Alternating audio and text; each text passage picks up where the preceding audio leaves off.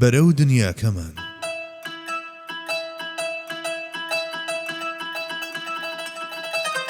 بەرجی دووەم نووسینی مامۆستا محەممەد فەتحوڵڵا گولەن. ئەو نمونەی باڵای ئیمان و بزاوتن بوو.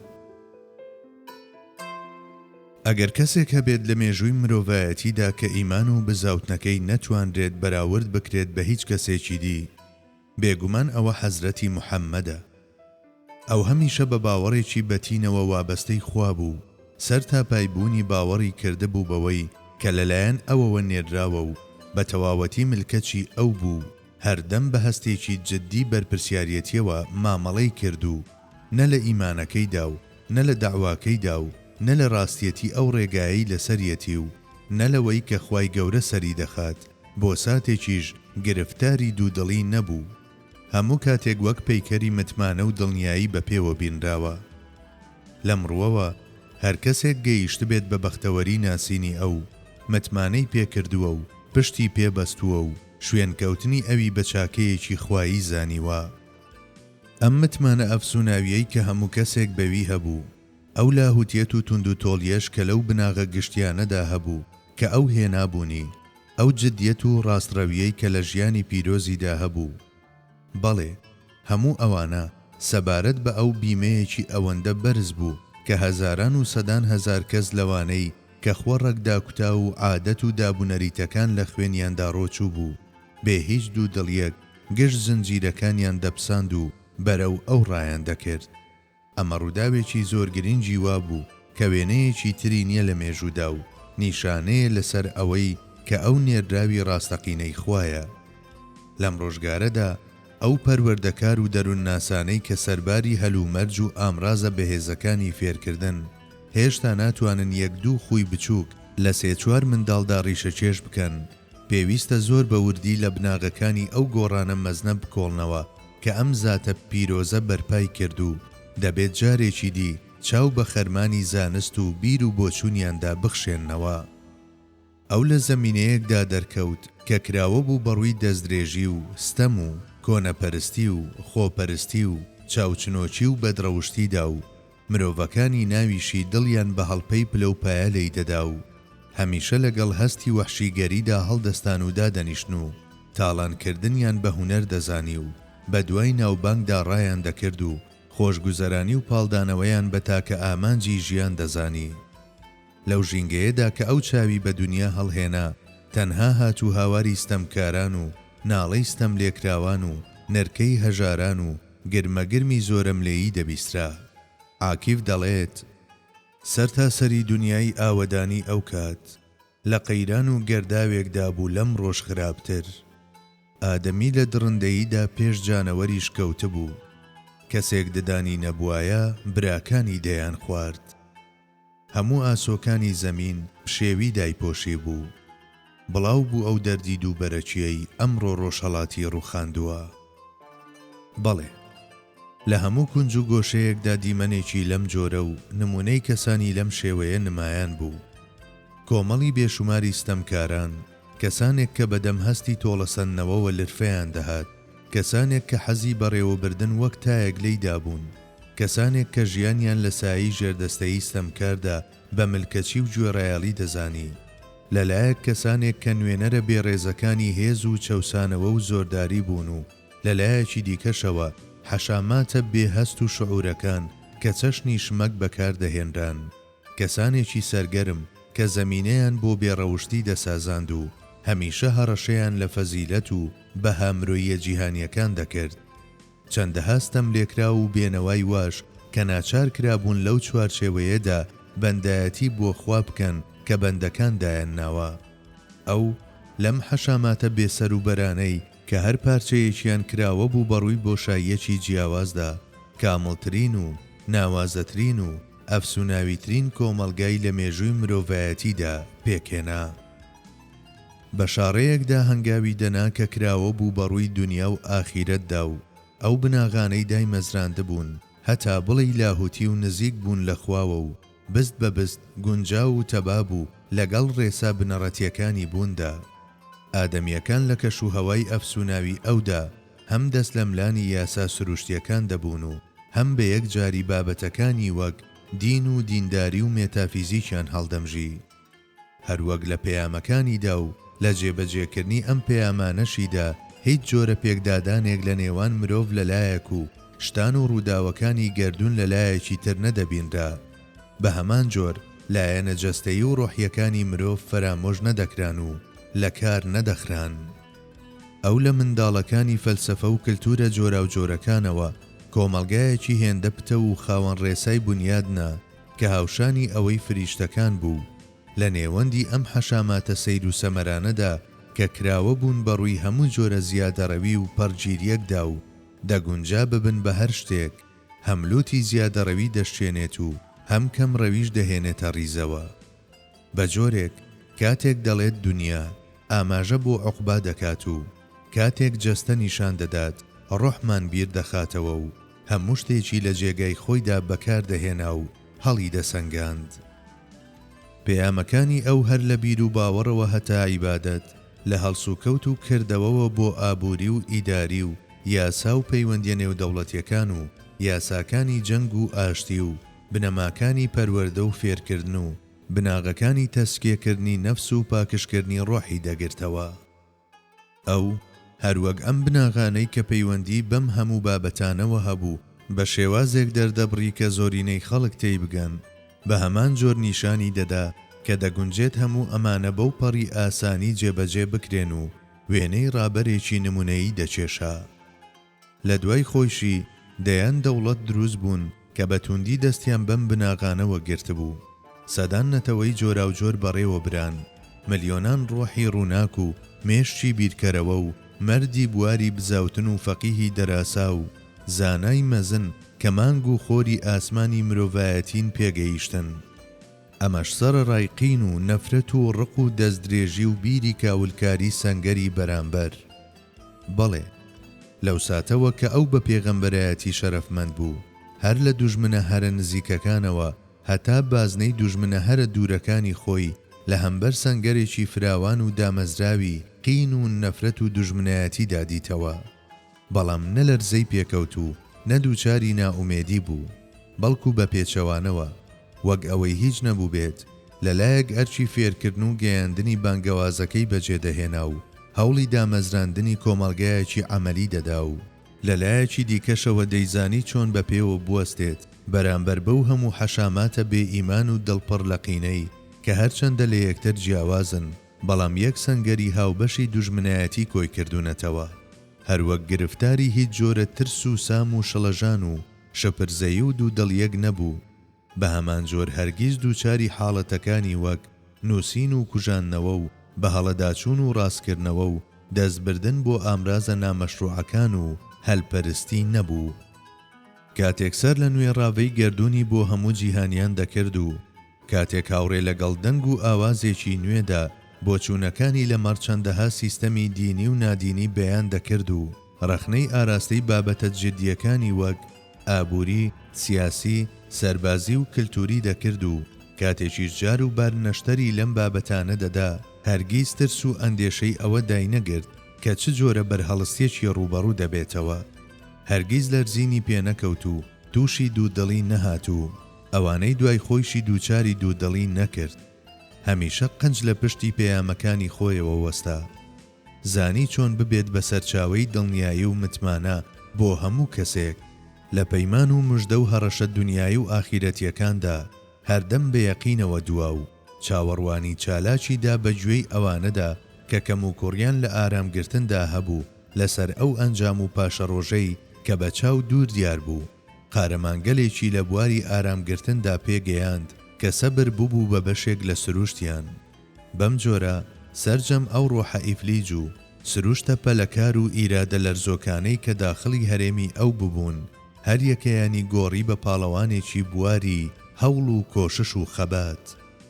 ئەو نە لە سەردەمی ڕێنمونی مەککەدا و نە لەو کاتەیشدا کە بەرەی دوژمن دەستیان بە فشار و کوشتن و بڕین و تۆقاندن کرد، هەرگیز لە بەرامبەر هەڕەشەکاندا چۆکی نەدا و هەرگیز بە دوای ڕێگاکانی هەڵکردن لەگەڵیاندا نەگەڕا.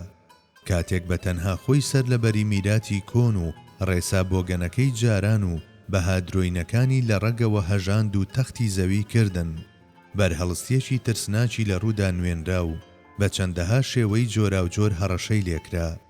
هەروەک هەموو ئەمانە نەیانتوانی لە ڕێگاکەی پەشیمانی بکەنەوە، کاتێکیش بەنێو دەستەیەک بکوژی خوێناویدا کە دڵیان مۆری گومڕایی لێدرابوو تێپەڕی و بەرەو مەدینە بەڕێکەوت. لە ئەشکەوتی سەوردا لەلایەن دوژمنەکانیەوە دەورە درا و چەندین جار لەو ڕێگا دوور و درێژەدا ڕێی پێگیرا و لە بەدردا ناچار بە جەنگ کرا و لە ئوحوددا ڕووبەڕووی ئەوانە بووەوە کە بۆ خواردنەوەی خوێن هاتبوون و لە خەندەقدا دووچاری ئابلۆقەی بەسۆ کرا و کاتێکیش لە حونەیندا سنگی خۆی دەخستە بەرتیری تیرهاوێژە سەرسەختەکان. بەڵێ لە سەرجەم ئەم حاڵەتانەدا هەمیشە مەردانە و لە دڵەوە ڕەفتاری کرد و بوو بە نمونەی نەلەرزی و بۆ لەرزیوەکان و بە ئیرادە سەرسوڕهێنەرەکەی باڵی بەسەرجەم ئیرادە لاوازەکان گرت. ڕەشەبای ژێرکەوتنی گۆڕی بە شەماڵی سەرکەوتن و لوتی هەموو ئەگەرە کوشندەکانی شکاند و لاواننەوەکانی دۆڕانی گۆڕی بە سرودەکانی سەرکەوتن. ئەو تابڵی ئازا بوو بە ئەندازەی ئازاییەکەی شیوریایانە و هۆشیارانە مامەڵەی دەکرد. جاری وا بوو ژیانی خۆی بە سوک سەیر دەکرد و جاری وایشە بوو بەو ڕێو شوێن و ئامرازانەی دەیگرتنە بەر هەموانی سەرسام دەکرد. گرنگی بە مردن نەدەدا، بگرە هەمیشە لە چاوەڕوانیدا بوو بەرامبەری. لە ڕاستیدا ژیان لە جیهانبینی ئەودا وەک بابەتێکی پاشکۆ و یەدەچێک بۆ خزمەتکردن تەماشا دەکرا. ئەگەر تەمەن بەرزڕاگرتنی وشەی خوا و خزمەتکردنی حەقی تێدا بێت شایەنی ژیانە، ئەگەرنا هەرگیز نەدەگونجا بوترێت کە ژیان مانایەکی جددی هەیە. بە گوێرەی ئەو ژیانی ئێرە پردێک بوو بۆ گەیشتن بە جیهانە هەمیشەییەکان و دەبوو وەک گوزەرگایەکی قازانج کەڵکی لێوەربگیرێت و بە سەلامەتی لێوەی تێپەڕ ببن. بەڵێ ئەو ژیانی لە سایی ئەم تێبینیانەدا بەسەر برد و هەمیشە هاوڕێ لەگەڵ هەستی ژیاندن و ژیاننەوەدا هەستاوە و دانیشتووە و تیشتی خۆشی و شادی کەسانی تر بۆ ئەو بەس بوون و هەرچی دەستکەوت بێت بەخشیویەتیەوە و خەڵکانی تری دڵخۆش کردووە و خۆیشی بە ژیانێکی سادە و ساکار قەناعەتی کردووە و شتی سادەی خواردووە و شتی سادەی خواردوێتەوە و شتی سادەی پۆشیوە و هەموو هەڵسوکەوتەکانی بە ئاراستەیەکدا بوون کە هەژاری و لاوازی و پێویستی ئەویان دەرخستووە و هیچ یەکێک لەم خەسڵەتانەیشی لە هیچ بەشێکی ژیانیدا نەگۆڕیوە. بەلای ئەوەوە ژیاندن زۆر لە خودی ژیان بەتامترە و دەرخواردان زۆر لە خواردن چێژبەخشترە و دڵخۆشکردنیش زۆر لە دڵخۆشبوون بە لەزەتتر و جیاوازترە. لەبەر ئەوە ئەو هەر شتێکی چنگ دەکەوت خێرا بەسەر محتاجاندا دابەشی دەکرد و کاتێکی ژنەی بوو بە بەڵێن و پەیمانەکانی دڵی خۆش دەکردن. بێگومان دەستی بۆ هەموو کەوتویەک درێژ دەکرد، قەرزی قەرزارانی دەدایەوە، هەمیشە دەیبەخشی و ژەنگاویترین دڵەکانی خاوێن دەکردەوە و بە پەیامەکەی هەر یەک لەم خەفەسە تەسک و تاریکانەی گۆڕی بە ماڵی هودا. ئەم ناوازەیەی کات و شوێن سەڵ الله عەلەیه وسلم ژیانی خۆی بە پیت و بەرەکەتدارتر کرد لە ژیانی ملیۆنان کەسی تر. بە جۆرێک کاتێک بەرەو لای خوا گەڕایەوە، قەڵغانە پیرۆزەکەی لە بەرامبەر 3-4 قوڕوشی نەفەقەی خێزانەکەی لای دنیا یەک ڕەهن بوو. بە کورتی ئەگەر مرۆڤ بە ئینسافەوە تەماشای ئەو بکات و بە سیرەتیش لێی بڕوانێت، لە ئیمان و مەعریفەت و سەبر و حیلم و وەفا و زوهد و بوێری و جوامێری و ڕاستڕەوی و خۆبەکەمزانی و شان و شکۆ و هەستان و دانیشتن و ئاسۆی کەسی و خێزانی و کۆمەڵایەتی و ئیداری و ئابووری و سەربازی و پەروەردەیی ئەودا وا هەز دەکات کە ڕووبەڕووی بوونەوەرێکی بەرزتر لە مرۆڤ بووەتەوە. ئەمەش تابڵەی ئاساییە، چونکە 1. میراتگری تەواوی نێردرا و پێغەمبەرانی پێشین بوو. خوا پەیمانی لەسەر جەم پێغەمبەرانی پێش ئەو وەرگرتە بوو کە دەبێت ئەو قبول بکەن. بێگومان ئەم وەرگرتنی پەیمانەش زیاتر بە ناوی ئوممەتەکانیەوە بووە. 2. بانگەوازەکەی وەکو پێغەمبەرانی دیکە بۆنەتەوە و شوێنێکی دیاریکراو نەبوو، بەڵکو جیهانی و هەتاهەتایی بوو. لە کتێبەکاندا چەندین شایەتی ڕازگۆ هەن لەسەر ئەم لایەنەی. 3.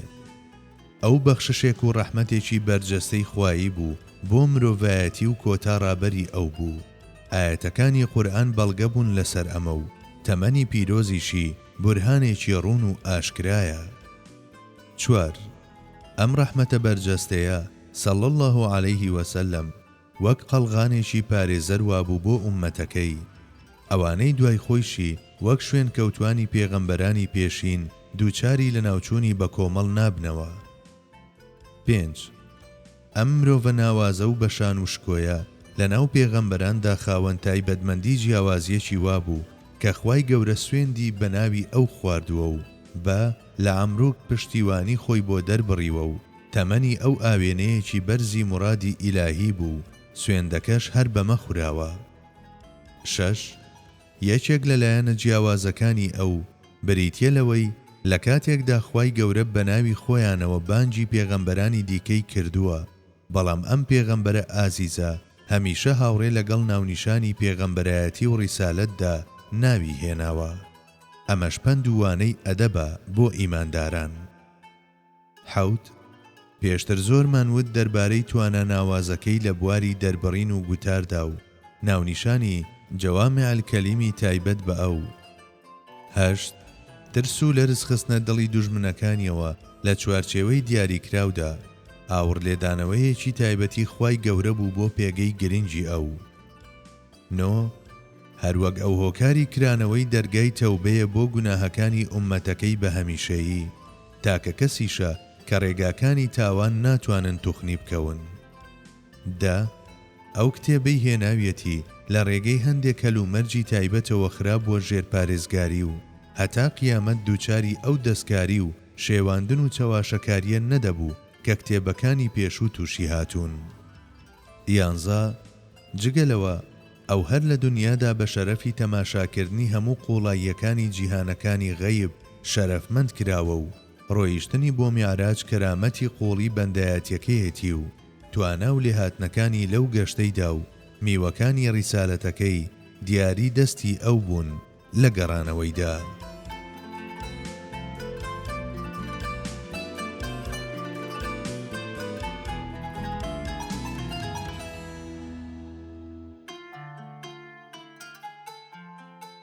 لە پاڵ هەموو ئەم تایبەتمەندیانەدا کە دڵۆ پێکن لە دەریایەک، ئەوەندە پایی بەرزی وەک موعجیزەی قورئان و کارە دەراسا گەردونیەکانی پێبەخشراوە کە وا هەز دەکەم تەنها ژماردنیان چەندەها کتێبی دەوێت. لە ڕاستیدا هەموو لایەنە قوڵەکانی ئەو لە فراوانی دیوی مەلەکوتی ئەوەوە سەرچاوەیان گرتبوو، بە جۆرێک لە مرۆوە دارای ماهیەتێکە کە لە سەروی گشت پێناسە و وەسفکردنێکەوەیە.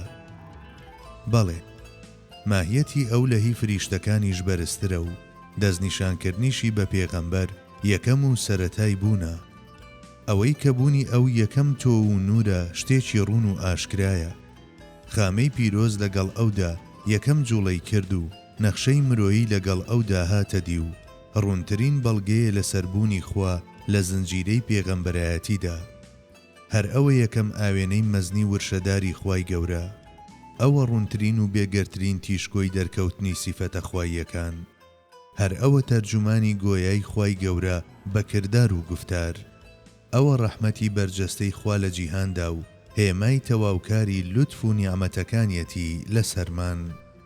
لەگەڵ ئەودا نهێنیەکانی خوایەتی بەو پەڕی ڕوونی دەرکەوتن و جیهانەکان ڕووناک بوونەوە و تۆز و غوبارە ڕواڵەتیەکانی سەر ڕوخساری بوونەوەران سڕانەوە و حەقیقەتەکانی ئەو دیوی گەردون ئاشکرا بوون و هەر شتێک بە کورت و پوختی بە حەزرەتی ئادەم وترابێت لەو داگەیشتووە بە وردەکاری و ڕوونبوونەوە.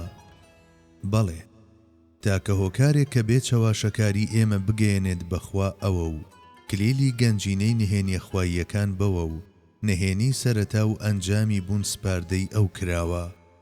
ئەم زاتە بێوێنەیە قیبلە نومایەکە و خوای گەورە گوێڕایاڵیکردنی ئەوی وەک گوێڕایاڵیکردن بۆ خۆی ئەژمار کردووە و بەو نورەی ئەو پرژاندی گەردون حاڵەتی کتێبێک و کۆشکێک و پێشانگایەکی وەرگرت و ئەو نەزانراوە تاریک و مەزنە بەجارێ ڕۆشن بوویەوە.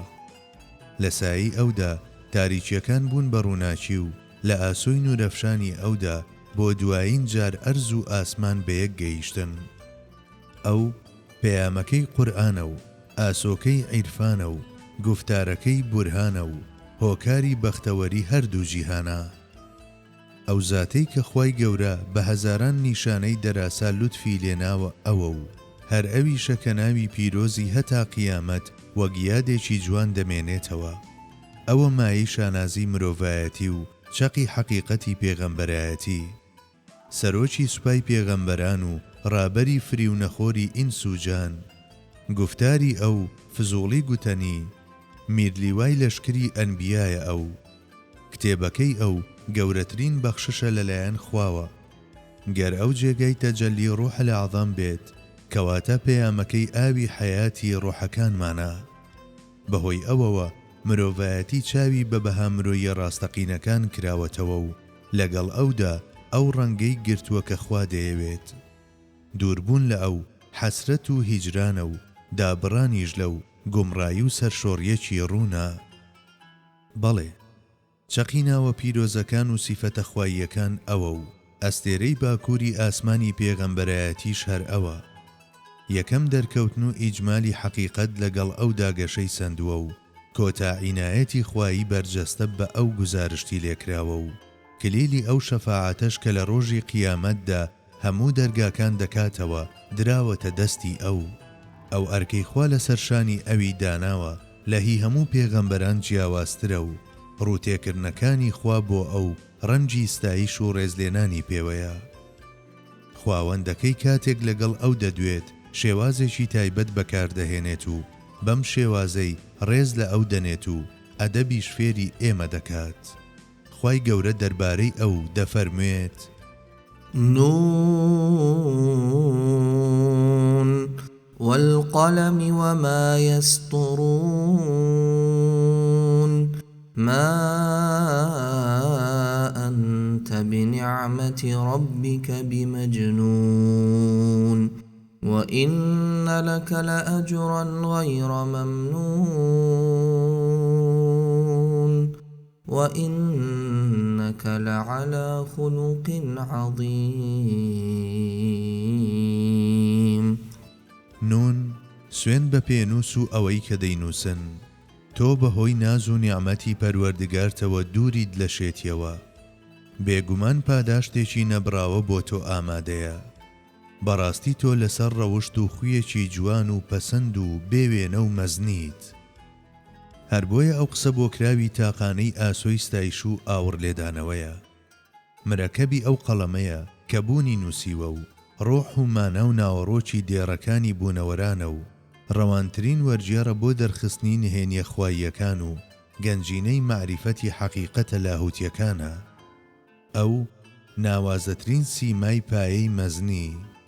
قل إن كنتم تحبون الله فاتبعوني يحببكم الله ويغفر لكم ذنوبكم. بڵێ، ئەگەر ئێوە خواتان خۆش دەوێت دەشوێنی من بکەون و لە فەرمانی من دەرمەچن، ئەو کاتە خوایش ئێوەی خۆش دەوێت و لە گوناه و هەڵەکانیشتان خۆش دەبێت. وەڕووناکترین چەقی درەوشانەوەی إن الذين يبايعونك إنما يبايعون الله. بێگومان ئەوانەی پەیمان دەدەنە تۆ لە ڕاستیدا هەر پەیمان بەخوا دەدەن. و بەگوێرەی ولسوف يعطيك ربك فترضى. لە ئایندەدا پەروەردگارت ئەوەندە ناز و نیعمەتت پێدەبەخشێت کە زۆر پێی رازی و خۆشنود دەبیت. بەم پێش مرۆڤی لوتکەیە لە پلەی ڕەزای خوادا و نوێنەری نورانی ڕەزامەندی ئەوە و پێشەوە و ڕووناچی ڕێبوارانی سەرڕێیە بە پێی ناوەڕۆکی حەقیقەتی. وما أرسلناك إلا رحمة للعالمين. ئێمە تۆمان ڕەوانە نەکردووە تەنها بۆ ئەوە نەبێت کە ببیتە ڕەحمەت و بەرەکەت بۆ هەموو جیهانەکان. ئەو کلیلی نهێنی ئەم دنیا و ئەو دنیایە کە یەکەمیان بە مەعریفەت و ئیمان و دووهەمیشیان بە بەهەشت و جوانی خوا ڕازاونەتەوە و لە حوکمی دەرگای ئەواندایە و هۆکاری ڕووناچی سەرجەم مەسەریەتەکانی پشت ئەو دەرگایەیە و تەفسیرکاری ئەو حەقیقەتە ئاڵۆزانەیە کە بە سروشت قابلی تێگەیشتن نین و مفتی تایبەتی جیهانی زات و خۆرهەڵاتی ڕووناچی ئاسۆی سیفەتەکانە و پێشەوای فریونەدەری ئەوانەیە کە شوێن خۆی خستون و ئیمامێکی قیبلەنوما ئاسایە بۆ ئەهلی تەوحید و کانگای نورێکی خواییە بۆ ڕازاندنەوەی ئەو تەم و دووکەڵەی کە جیهانی هەستەکانی داپۆشیوە و دۆستی وەفادار و گیانی بەگیانی ئەوانەیە کە دڵیان بەخوا داوە و دوژمنی ئەزەلی شەیتان و سیفەتە شەیتانیەکانە و لە دنیا و قیامەتدا قەڵغانی پارێزەری ئەوانەیە کە پشتیان پێبەستووە و شەفاعەتکاری تاوانبارانە. ئەو بەرپرسیارەتە قورسانەی دنیا کە وەخت بوو مرۆڤ نەتوانێت لە ژێریان هەستێت بەهۆی ئەوەوە ئەم باریشانە سووک بوو لە سایەی ئەودا خوا لە هەڵنووتین و لە بیرچوون و هەڵەی ئوممەت خۆش بوو. لێخۆشبوون و سزا لە هەرێمی ئەودا ڕەنجیان گۆڕا و ئومێدی ڕزگاربوون و لێخۆشبوون لە هەموو سینەیەکدا چەکەرەی کرد. ئەو بوو کە لەلایەن خواوە داوەتی تایبەتی کرا بۆ ئاسمان و هەر ئەویش بوو کە گەیشت بەو قابە قەوسەینەی کە هەموو کەسێک چاوی لێبڕی بوو. بوون بە میوانی سدرەت المونتەها بەخششێک بوو تەنها خەڵاتی ئەو کرا بوو و بە گوێرەی ئەم ناوەڕۆکەیش ما زاغ البصر وما طغى جابینینی ئەو بەدیهێنراوانە لەو شەوەدا و نەبێت چاوبەست لە پێغەمبەر کرابێت و چاوی لێلادابێت. ئەو بوو کە دامەزراویەکی تایبەتی پێبەخشرا بۆ ئەوەی لە بەرامبەر ئەو شتانەوە کە دەیان بینێت سەری جێژ نەخوات و ڕوانینەکانیشی تەڵغ نەبن. ئەو تەماشای دەرکەوتنی ئەلئایەت الکوبرای کرد بەڵام هەرگیز چاوەکانی بەر شەوارە نەکەوت و لەلایەن دانیشتوانی ئاسمانەکانەوە بە پەنجە ئاماژەی بۆ کرا. جیبریل بۆ یەکەم جار لە گەشتێکی ئاسمانیدا کە عەقڵ پێی پێنابات بوو بە هاوڕێ و خزمەتکاری ئادەمی زادێک. لەم گەشتەدا بە خێراییەک کە هی هەورە بروسکە تێدەپەڕێنێت جیهانەکانی فیزیک دەبڕێت و دەپەڕێتەوە بۆ جیهانەکانی ئەودی و ماددە و شتە نەبینراوەکان دەبینێت. سیدرەت المونتەها یەکەم قۆناغە و قابە قەوسەینەوە ئەدنایش لوتکەیەکە عەقڵ دەسەوەسانە لە ئاستیدا و ڕوبەڕووبوونەوە و بینینی خوای گەورەش مەسهەریەتێکە کە توانە و تێگەیشتنی ئێمە کۆڵەوارە لە ئاستیدا. پاڵەوانی هەموو ئەمانەش ئەو کەسە بوو کە شێخ غالیب گوتەنی ئەوە سوڵتانی ڕەسوڵ شاهی ئەمجەد بۆ بێچارەکان دەوڵەتی سەرمەد لە دیوانی خوادا سەر ئامەد ئەحمەد و مەحموود و محەممەد. ئەو بینی پاشان بۆ ئەوەی ئێمەش ئەو شتانە ببینین گەڕایەوە بۆ ناومان بیستی پاشان هاتەوە و ئەوەی بیستبووی گەیاندی بەگوێی ڕۆحمان و نهێنیەکانی یەکەمین و دوایین و دەرەوە و ناوەوەی چپاند بە دڵی ویژدانماندا. گرنگترین هێمای یەکەمین ئەوە و ئاوێنەی نورەفشانی دوایین ئەوە و بانگەوازکاری بڵند ئاوازی ئەحەدیەتی زات و واحیدیەتی سیفات ئەوە و مرۆڤی کامڵی ڕاستەقینە و ئەمینترین سپاردە پارێزی زانستەکانی زات و سیفەت و ناوە پیرۆزەکان ئەوە. ئەو هەر لە یەکەم دەستنیشانکردنەوە بە ناونیشانی ئەحمەد کۆچەر و گەشتیارە لە ئاسۆی مرۆڤایەتیدا و بە ناوی محەممەدەوە میوانی شاری مەدینەیە لە مەککەوە و لە بەرزەخیشدا بە ناوی مەحموودەوە میوانداری لیوای سوپاسگوزارانە و بە هەموو ناوە پیرۆزەکانی تری پەردەی سەر بەهەشت و جوانی خوایەتی جەمال الله لا دەدات و سەرچاوەی فەیزی جیهانە ڕۆحیەکان و گەوهەری ئەسلی جیهانی جیسمانیەتیشە. ئەی پوختە و تۆوی وجود و میوەی درەختی بەدی هاتوان و بە گورترین دەنجی حەقیقەتی تەوحید. ئەگەر تۆ نەبوویتایە ئێمە و سەر تاپای گەردوون چمانایەکمان دەبوو.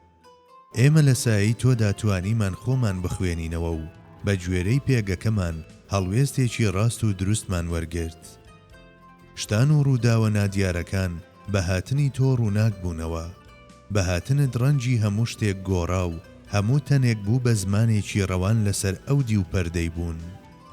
سایەی تۆ نەکەوتە سەرزەوی بەڵام لە سایەی تۆدا لە کەوتن و بەدبەختی هەمیشەیی ڕزگارمان بوو. ئەرچی کردنەوەی مەتەڵی گەردوون و شیتەڵکردنی لە ئەزەلەوە بەخشرا بوو بە تۆ. ئەوانەی پێشتۆ هاتوون بە درێژایی تەمەنیان تەنها حونجەی پوختەیەکی ئەم مەتەڵەیان کردووە. تۆ بوویت کە ئەو مەتەڵەت شی کردەوە و پوختەکەشت بە دوور و درێژی ڕوون کردەوە. کلیلی هەردوو جیهان بە دەستنیشانکردنی یەکەم جار و ڕادەستکردنی دوایین جار دراوە بە تۆ. تۆیت کە دەرگای دنیات کردووەتەوە و هەر تۆیت کە ڕێگای عوقبات نیشان داوە. بە پەیامەکانت بوویت بە وتاربێژی حەقیقەتی تەوحید و ڕزگارکەری ئینس و جین.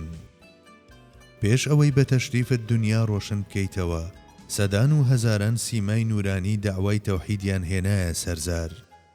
بەڵام هیچ کەسێک نەگەیشت بەو داودیەتەی تۆ. ئەوان پابەندی سنووری توانە و لێهاتنەکانی خۆیان بوون و نەیان دەتوانی لی دەربچن و بگەن بە ئاسوی تۆ. لە پێنە و فەرمانبەریەکەیاندا زۆر ماندوو بوون، زۆر سەختی و گیر و گرفتیان تێپەڕاند. یەکێک ڕێی لێگیرا و یەکێکی دی سەری بڕا. هەندێک هەر لە سەرەتای ڕێگادا گەڕانەوە بۆ لای خوا، هەندێکی تر لە نیوەی ڕێ. دەستەیەک ڕوبەڕووی ڕەقترین بەرهەڵستیەکان بوونەوە و دەستەیەکی دی ڕوویان لە هەر جێگایەک بکردایە بەردباران دەکران. هەموو کاتێک هاوڕێ لەگەڵ عەشق و شەوقدا ژیان و هەمیشە لە ژێر ئەرچی سەختیاندا دەمردن و زیندوو دەبوونەوە. زۆرێک لەمانە ئەوەی دەیانویست دەستیان کەوت و بەهۆیانەوە سەدان و هەزاران ڕزگاریان بوو. بەڵام لە نێو هەموو ئەمانەدا تەنها تۆ بوویت کە دەنجی خۆت گەیاند بە کیشوەرە جۆرا و جۆرەکان و دامەزراوانە و دوور لە هەژان بە پێوە وەستایت. جگە لە سێ چوار سەرگەردان ئەوانەی شوێن خۆتت خستن کەسیان سەری لێ نەشێوە و لە ڕێگا جێنەما. ئەو کارانەی پێویست بوو بکرێن گەلێک زۆر بوون، بەڵام شوێن کەوتوانی تۆ تا بڵێی چاپوک و ئازا بوون و هەمویان بێوچان ڕادەپەڕین و کەسیان ماندوو نەبوو لە نیوەی ڕێ بەجێ نەما. تۆ شایانی ئەوان و ئەوانی شایانی تۆ بوون. ئەوانت خۆش دەویست و ئەوانیش تۆیان خۆش دەویست. وەک بڵێی دەستی قودرەت ئەوانی بۆ هاوڵیەتی تۆ ئامادە کردبوو. هاوڕێیەتی تۆیان لێدەهات و شایانی بوون. لەو ڕۆژانەدا کە خۆت بۆ شەوی عروس و کۆچی ماڵ ئاوایی ئامادە کردبوو، تەماشای سیما درەخشانەکانی ئەوانت کرد و گریایت. میعراج پێش تۆ بە نسیبی هیچ پیرۆزێکی تر نەبوو بوو. بەودی و پەردەی بووندا گەڕایت و هەتا ئاسۆی بینین بەرز بوویتەوە. بەڵام لەناو ئەو جوانیە سەرسوڕهێنەرانەدا کە چاوەکانی بەر شەوارە دەخست، تۆ بیرت لە هاوڵەکانت و ئەوانەی دوای ئەوان کردەوە. لە دڵتدا هەمیشە حەز و ئارەزووی پیشاندانی ئەو شتانەی بینیوتن و بانکردن بۆ ئەو شتانەی بیستوتن تاوی سندبوو. ڕۆیشتنەکەت و گەڕانەوەکەت و بەجێهێشتنی ئەو دەرگایەش بەکراوەیی لە دوای هاتنت هەمووی جوان و دەراسا بوو. وەک خۆت ڕۆیشتیت، وەک خۆت گەڕایتەوە لەم گەشتە ئاسمانیەدا کە بە تاکە گەشتی مێژووی مرۆڤایەتیدا دەنرێت. لوتفەکانی خواوەندی ئەزەلی بە هەناسەکانی تۆوە بەستران و دانیشتوانی ئاسمانەکان و زەوی سڵاویان لێکردیت و چاوەڕێی شتانی چاوەڕوانکراویان لێدەکردیت. هەموو لایەک بریسکەی نووری لێدەهات و ڕووناچی بە گشت لایەکدا پەخش دەبوو، تەنانەت بە جۆرێک کە گشت سەردەم و چاخەکانی لە باوەش دەگرت. ئێمە هەمیشە ئەو هیوایەمان لە سینەماندا پاراستووە کە چەند دڵۆپێک لەو دەریای نورە بکەوێتە سەرسنگی ئەم ڕۆژگارە شەوە زەنگەی ئێمەش. تۆ بە وەفا بوویت. کاتێک لوتف و ئاور لێدانەوەت بە گەژلایەکدا دەبەخشیەوە، نەدەکرا عاشقانی ئەم سەردەمەی لێ بێبەش بکەیت، هەروەک نەشت کرد. ئەگەر هەنووکە کەسانێک لە ناوماندا مابن کە بەرەو ڕووناچی هەنگاو بنێن، ئەمە تەنها لە سایی ئەو نورەیە کە تۆ هێناوتە.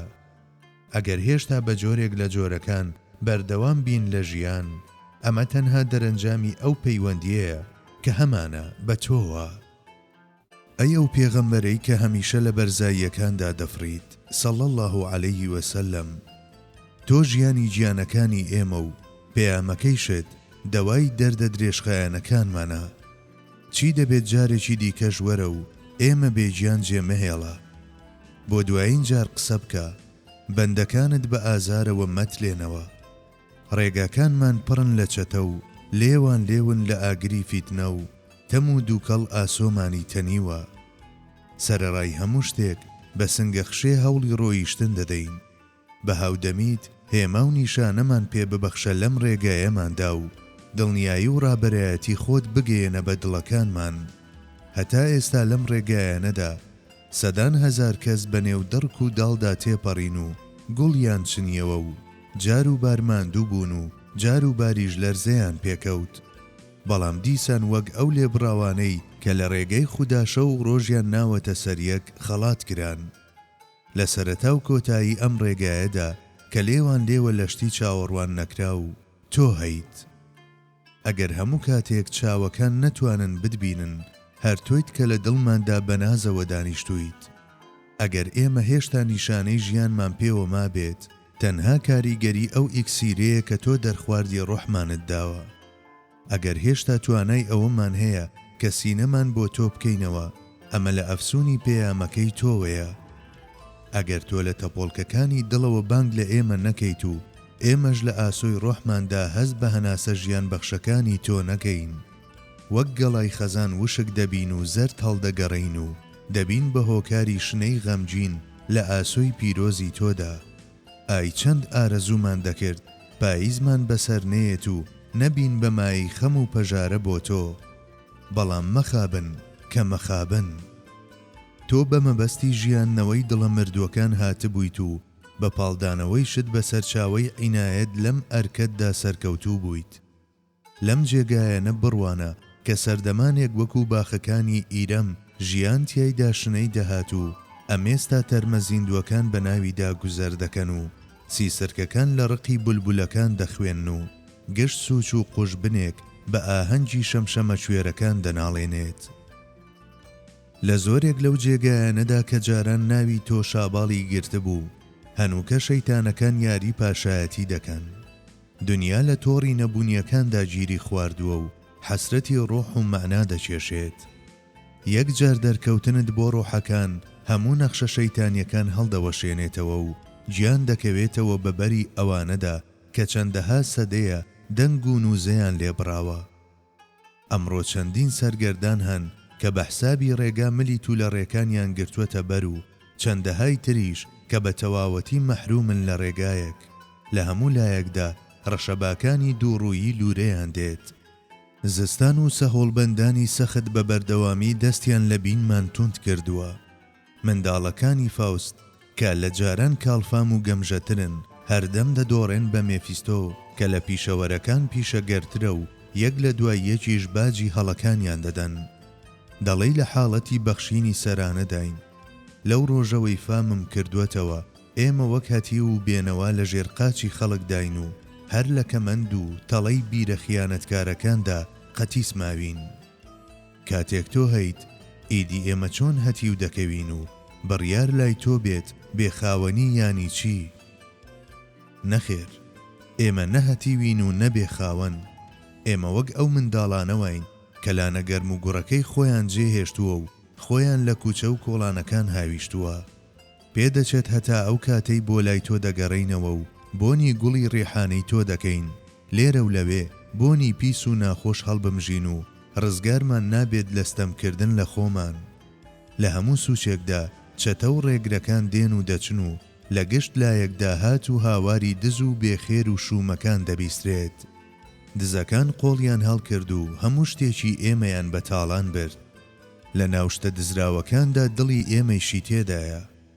لە ئێستادا عەقڵی مەعات دەست و پۆی شکاوە. ویژدان لە سەرەمەرگدایە و ڕۆحیشمان لە لێواری و ڕێنەکردندایە.